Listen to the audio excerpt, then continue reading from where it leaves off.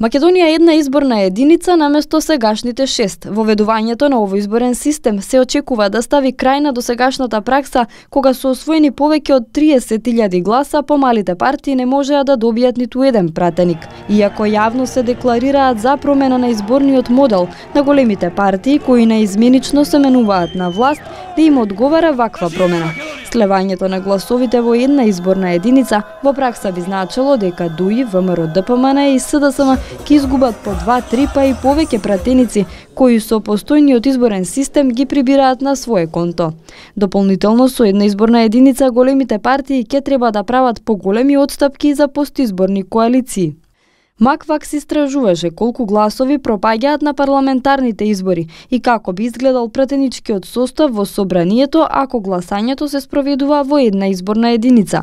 На последните избори коалицијата предводена од ВМРО ДПМН наместо 51 ќе имаше 48 пратеници, а коалицијата на СДСМ ќе освоеше 47 наместо сегашните 49 пратенички места.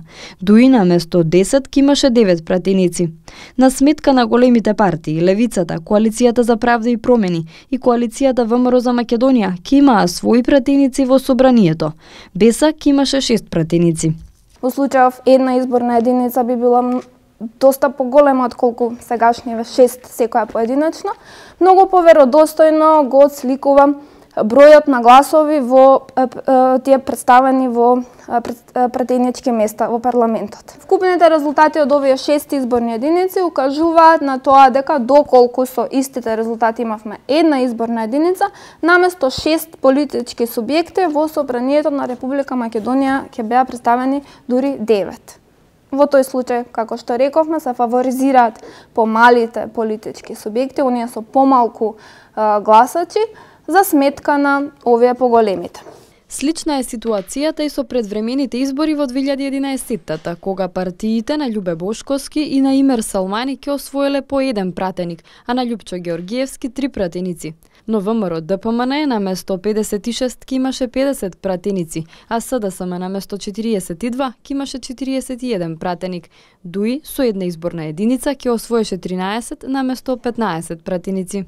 Доколку овој број на гласови го трансферираме со Донтовата формула во една изборна единица, во тој случај би добиле поинаква слика во собранието на Република Македонија, односно 3 нови политички субјекти би биле застапени во собранието на Република Македонија, а за сметка на тие пратеници кои би ги добиле во тој случај тие политички субјекти би изгубиле оние поголеми политички субјекти како што се коалициите кои што добија најголем број на мандати.